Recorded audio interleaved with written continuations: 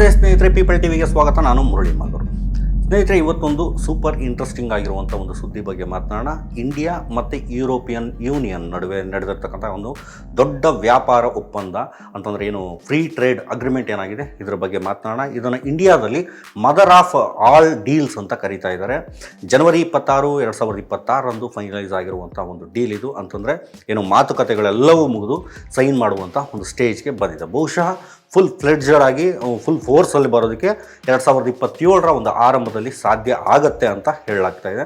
ಇದು ಇಂಡಿಯಾಗೆ ಪ್ಲಸ್ ಆದರೆ ಪಾಕಿಸ್ತಾನಕ್ಕೆ ಲೆಸ್ ಆಗುವಂಥ ಚಾನ್ಸಸ್ ತುಂಬಾ ಇದೆ. ಈ ವಿಚಾರದಲ್ಲಿ ಪಾಕಿಸ್ತಾನ ಭಾಳಷ್ಟು ಟೆನ್ಷನನ್ನು ಕೂಡ ತಗೊಳ್ತಾ ಇದೆ. ಈ ಒಂದು ಒಪ್ಪಂದದ ಕೆಲಸ ಯಾವಾಗ ಶುರುವಾಯಿತಪ್ಪ ಅಂತ ನೋಡೋದಾದರೆ, ಇದರ ಹಿನ್ನೆಲೆ ನೋಡ್ತಾ ಬಂದರೆ 2007ರಲ್ಲಿ ಮೊದಲ ಬಾರಿಗೆ ಈ ಒಂದು ಮಾತುಕತೆಗಳು ಸ್ಟಾರ್ಟ್ ಆಗಿರುವಂಥದ್ದು. ಸ್ನೇಹಿತರೆ, ಇಂಡಿಯಾ ಇದೇ ಯುರೋಪಿಯನ್ ಯೂನಿಯನ್ ಜೊತೆಗೆ ಫ್ರೀ ಟ್ರೇಡ್ ಮಾಡೋದಕ್ಕೆ ಆಗಲೇ ಇವರು ಪ್ಲ್ಯಾನನ್ನು ಮಾಡಿರ್ತಾರೆ. ಬಟ್ 2013ರಲ್ಲಿ ಸಸ್ಪೆಂಡ್ ಆಗಿರುತ್ತೆ. ಯಾಕಂದರೆ ಕೆಲವು ಇಶ್ಯೂಗಳೇನಿದ್ವು, ಏನು ಟ್ಯಾರಿಫ್ ಆಗಿರ್ಬೋದು, ಮತ್ತು ಅಗ್ರಿಕಲ್ಚರ್ ಆಗಿರ್ಬೋದು, ಸರ್ವಿಸಸ್ ಆಗಿರ್ಬೋದು, ಎಲ್ಲದರ ಬಗ್ಗೆನೂ ಒಂದು ಡಿಸ್ಅಗ್ರಿಮೆಂಟ್ ಆಗಿರುತ್ತೆ. ಇದಾದ ಮೇಲೆ 2022ರಲ್ಲಿ ಮತ್ತೆ ರಿಲಾಂಚ್ ಮಾಡಿರ್ತಾರೆ. ಇದು ಸಕ್ಸಸ್ ಆಗೋಕ್ಕೆ ಬಹುಮುಖ್ಯ ಕಾರಣಗಳು ಏನಪ್ಪ ಅಂತ ನೋಡೋದಾದರೆ, ಜಿಯೋ ಪೊಲಿಟಿಕಲ್ ರೀಸನ್ಗಳಾಗಿರ್ಬೋದು. ಅಮೆರಿಕದಲ್ಲಿ ಟ್ರಂಪ್ ಏನು ಟ್ಯಾರಿಫ್ಗಳನ್ನ ಥ್ರೆಟ್ ಮಾಡ್ತಿದ್ರು ಎಲ್ಲ ದೇಶಗಳ ಬಗ್ಗೆ, ಅದು ಇಂಡಿಯಾ ಬಗ್ಗೆ ಸ್ಪೆಷಲಿ, ಮತ್ತು ಚೈನಾ ಮೇಲೆ ಡಿಪೆಂಡೆನ್ಸಿಯನ್ನು ಕಡಿಮೆ ಮಾಡ್ಕೊಳ್ಳೋದಕ್ಕೂ ಕೂಡ ನಮ್ಮ ದೇಶ ಯೋಚನೆಯನ್ನು ಮಾಡ್ತಾ ಇತ್ತು ಅನ್ನೋದನ್ನು ಕೂಡ ನಾವಿಲ್ಲಿ ಗಮನಿಸಬೇಕು. ಕಳೆದ 6 ತಿಂಗಳಲ್ಲಿ ಈ ಒಂದು ವಿಚಾರ ಫಾಸ್ಟ್ ಟ್ರ್ಯಾಕನ್ನು ಮಾಡ್ತಾರೆ. 14 ರೌಂಡ್ಗಳ ಮಾತುಕತೆಗಳಾಗುತ್ತೆ, ಟೆಕ್ನಿಕಲ್ ಮೀಟಿಂಗ್ಗಳನ್ನು ಮಾಡ್ತಾರೆ, ಪೊಲಿಟಿಕಲ್ ಲೆವೆಲ್ ಡಿಸ್ಕಷನ್ಗಳು ಸಹ ಆಗುತ್ತೆ. ಇದಾದ ಮೇಲೆ ಅಕ್ಟೋಬರ್ 2025ರಲ್ಲಿ ಲಾಸ್ಟ್ ರೌಂಡ್ ಮೀಟಿಂಗ್. ಅದಾದ ನಂತರ ಇಂಟರ್ನ್ಯಾಷನಲ್ ಟಾಕ್ಸ್ ಮೂಲಕ ಇದು ಸಕ್ಸಸ್ ಆಯಿತು. ಇದು ಸರಿಸುಮಾರು 2 ಬಿಲಿಯನ್ ಅಷ್ಟು ಜನರನ್ನು ಕವರ್ ಮಾಡೋದ್ರ ಜೊತೆಗೆ ಜಗತ್ತಿನ 25% GDPಗೆ ಸರಿಸಮಾನವಾಗಲಿದೆ ಅಂತ ಕೆಲವರು ಮಾತನಾಡ್ತಾ ಇದ್ದಾರೆ. ಬಟ್ ಈ ಡೀಲ್ ಏನಪ್ಪ ಇದೆ, ಪಾಕಿಸ್ತಾನಕ್ಕೆ ಭಯವನ್ನು ಹುಟ್ಟಿಸ್ತಾ ಇದೆಯಾ?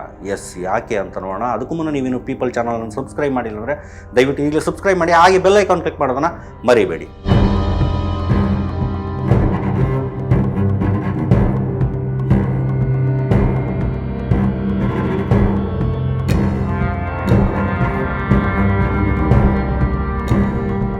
ಸ್ನೇಹಿತರೆ, ಈ ಒಂದು ವಿಚಾರವನ್ನು ಬಹಳ ಸರಳವಾಗಿ ಅರ್ಥ ಮಾಡ್ಕೊಳ್ಳೋದಾದರೆ, ಈ FTA ಇಂಡಿಯಾ ಮತ್ತು ಯುರೋಪಿಯನ್ ಯೂನಿಯನ್ ನಡುವೆ 99% ಟ್ರೇಡ್ಗೆ ಕವರ್ ಮಾಡುತ್ತೆ.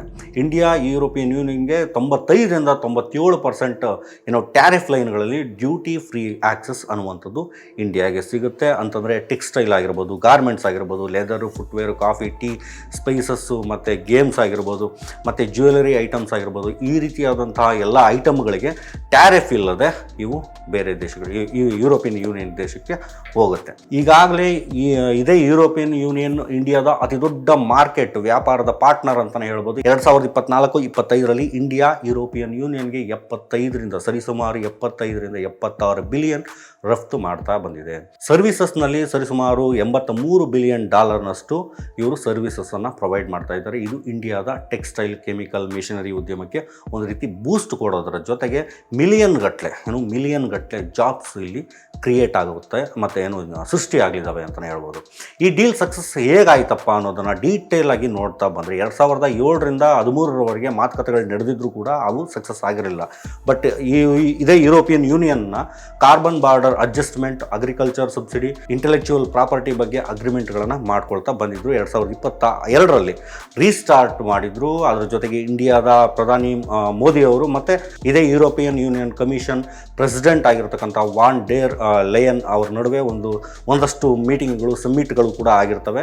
ಕಳೆದ 6 ತಿಂಗಳಲ್ಲಿ ಇವುಗಳನ್ನು ಫಾಸ್ಟ್ ಮೂವನ್ನು ಮಾಡಿದರು. ಯಾಕಂದರೆ ಅಮೆರಿಕದ ಟ್ರಂಪ್ ಟ್ಯಾರಿಫ್ ಥ್ರೆಟ್ಟನ್ನು ಮಾಡ್ತಿದ್ರು. ನಾನು ಆಗಲೇ ಹೇಳಿದಾಗೇ ಇಂಡಿಯಾದ ಮೇಲೆ ಭಾಳಷ್ಟು ಈ ಒಂದು ಥ್ರೆಟ್ ಅನ್ನುವಂಥದ್ದು ಕಾಡ್ತಾನೆ ಇತ್ತು. ಇದರ ಜೊತೆಗೆ ಚೈನಾದ ಮೊನೋಪಲಿಯನ್ನು ಕಡಿಮೆ ಮಾಡಿಕೊಳ್ಳುವಂಥದ್ದು ಮೈ ಫ್ರೆಂಡ್ ಡೊನಾಲ್ಡ್ ಟ್ರಂಪ್ ಅವರು ಕೊಟ್ಟಂಥ ಕೆಲಸ ಯಾವ ರೀತಿ ಇತ್ತು ಅಂದರೆ, ಈ ಒಂದು ಕೆಲಸ ಆಗೋದಕ್ಕೆ ಈ ಒಂದು FTA ಒಂದು ಅಗ್ರಿಮೆಂಟ್ ಆಗೋದಕ್ಕೂ ಕೂಡ ಅದೊಂದು ಸಹಕಾರ ಆಯಿತು ಅಂತಲೇ ನಾವಿಲ್ಲಿ ಯೋಚನೆ ಮಾಡಬೇಕಾಗುತ್ತೆ.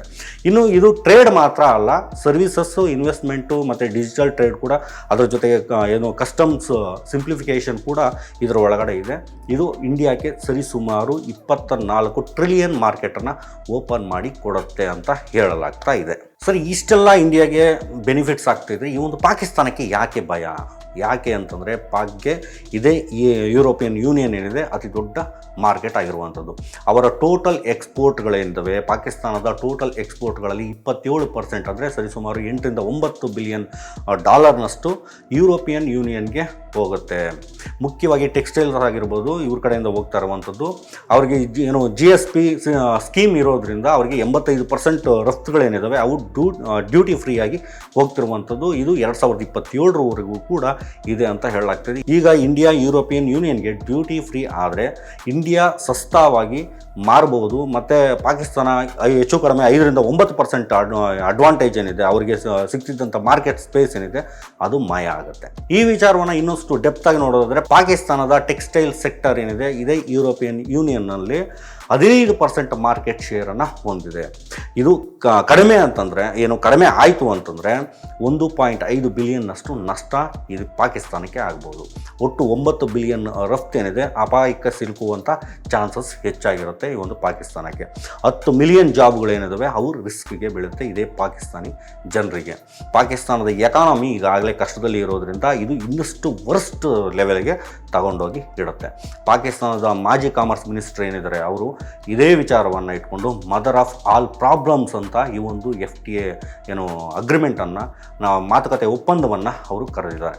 ಜೊತೆಗೆ ಇದೇ ಯುರೋಪಿಯನ್ ಯೂನಿಯನ್ ಜೊತೆಗೆ ಹೊಸ ಮಾತುಕತೆಗಳು ಕೂಡ ಈಗ ಪಾಕಿಸ್ತಾನದವರು ಮಾತನಾಡ್ತಾ ಇದ್ದಾರೆ. ಬಟ್ ಸಕ್ಸಸ್ ಆಗುವಂಥದ್ದು ಬಹುತೇಕ ಡೌಟ್ಫುಲ್ ಅಂತಲೇ ಹೇಳ್ಬೋದು.